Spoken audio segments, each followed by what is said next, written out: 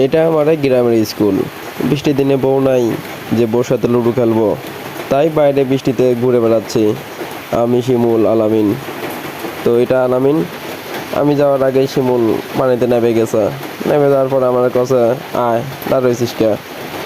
তো কি আর করবো, ও যখন করলে তখন আর না যাবে কি পারি। তো ঠিক আছে, নেমে গেলাম। ওরে পানি! আমার জীবনে পানি এই স্কুল হওয়ার পরেতে এবার দুইবার দেখলাম এই রকমের। হ্যাঁ, নেমে আসো। দাদা থেকে আর কি করবে, যে পানির পানি। আসো পানির মধ্যে ঘুরি। ও রে, দাঁড়া গেছে ওকে।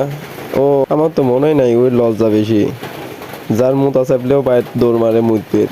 যাই হোক, আমি আসি মুলি ঘুরি, কি আর করব, পানি আর পানি।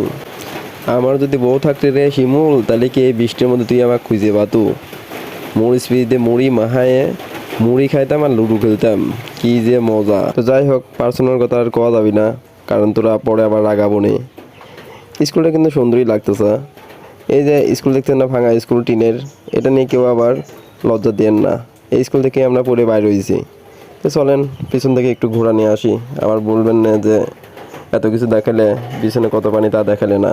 চলেন ঘুরে আসি। এই যে পিছনে পানি, পানি তো ভালোই হয়েছে। পিছনে সবুজ সবুজ, এটা কি গাছ বোঝা যাচ্ছে না। তো বৃষ্টি এত পরিমাণ হচ্ছে, অন্ধকার। এই যে পানি, আর এ পানি রে।